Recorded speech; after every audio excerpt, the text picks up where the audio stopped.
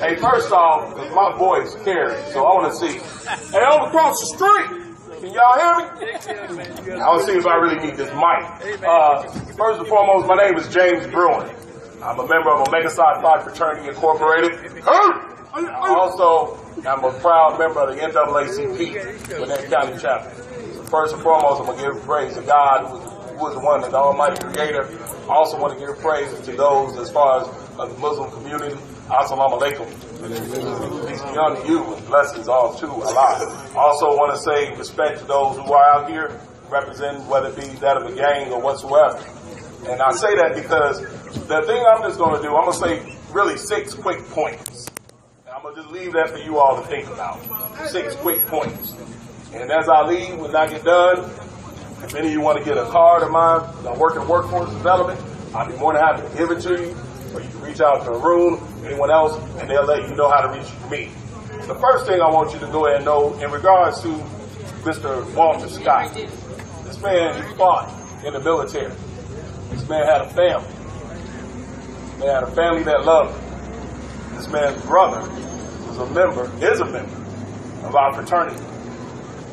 His brother. So when it's kind of like, and if I remember correctly, I was talking with the lady earlier. We said about when stuff hit close to home, that's when you really recognize it. So that could have been any of us. But in the thing I want to say, as I say this to you, is I want you to think about this. This has gone beyond and transcended racism. I'm just being straight up with you, and I'm giving you my own personal feedback and my opinion from that in the community that I work in and those things that I've seen. And again, I'm not saying nothing against anything that anyone has already spoken on, because parts of it are true. But I think you got to look at the big picture. Right now, in the year 2015, this is about the haves versus the have-nots. That's what it is. I'm going to tell you. So first and foremost, let's see, as far as the haves, those are the ones who got the power. Those are the ones who got the money. Those are the ones who don't think about us who are the have-nots. Who are the have-nots?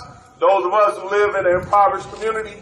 Those of us who are living off the government. Those of us who are in the penal system. Those of us who are trying to do better with our lives and change what we may have done in the past. Because we all got a path. We all got a path. I got a path.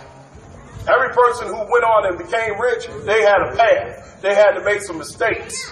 And so what we do is we have to remember, as this young man just said, how do we get it? First and foremost, we got to remember to love ourselves. Because if we don't love ourselves, who going to love us?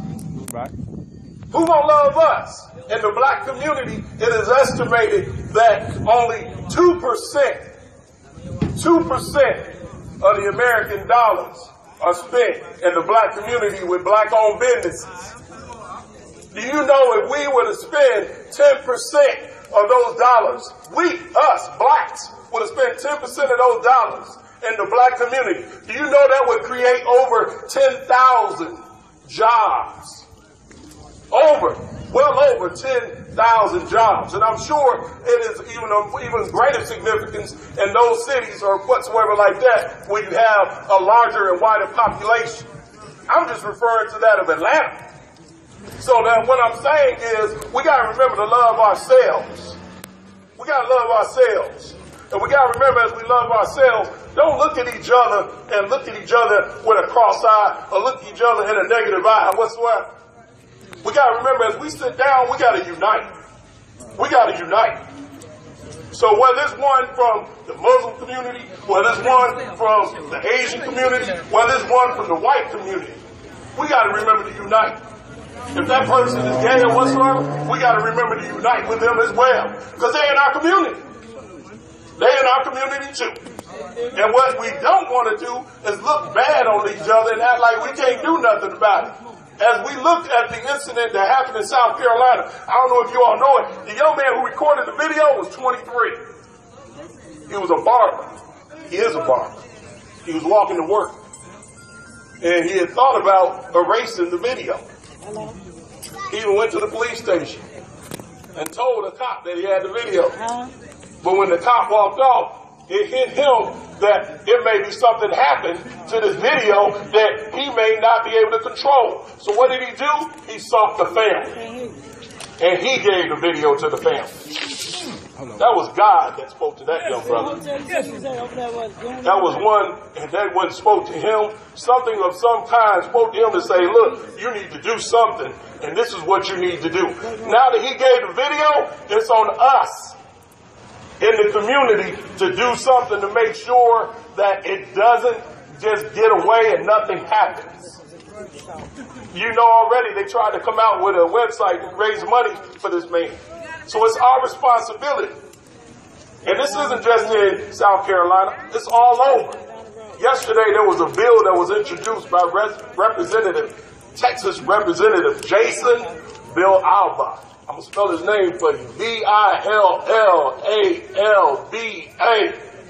Why do I say that? He is introducing a bill in the state of Texas to make it illegal to record a policeman. Yes. Can you believe that? Yeah. He's making it illegal. Now, I got two things on this one that I don't like. First and foremost, let's be real and be upfront about this. He don't want it to where we can police them and we can hold them accountable. That's our money. Those are our dollars that pay their salary. We pay that salary. The second thing, as much as he is that of a Hispanic with his name, as he has some Hispanic descent in his family, trust and believe anyone who get pulled over as far as Hispanic, they have to deal with, as we say, getting shot down, getting harassed, getting anything and everything happen to them as well. So again, like I said earlier, you got to unite. You got to look at it. It's a big picture. It's the have-nots. And we going through it, we getting faced with those different type of adversity. So it's up to us to stand up and stand up for ourselves. As I get ready to leave, briefly, I want to tell you, think about this. Outside of the government,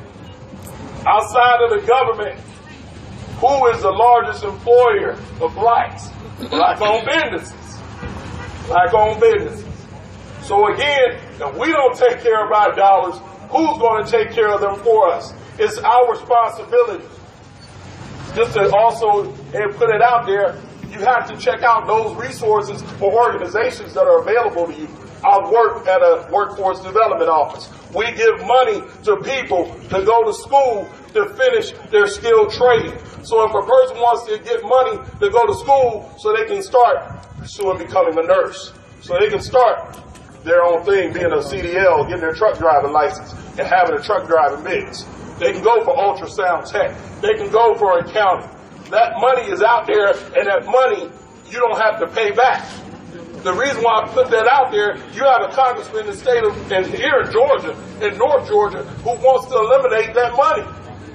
So again, you got a first one who's in power, one to say, hey, we're going to keep these people down. And if we're going to keep them down, let's make it so they can't do the better themselves. We have to remember and look within ourselves, and we have to take that responsibility to do what we can as well. I applaud you, those of you who came out here with your children. I took my hat to you. I took my hat to you.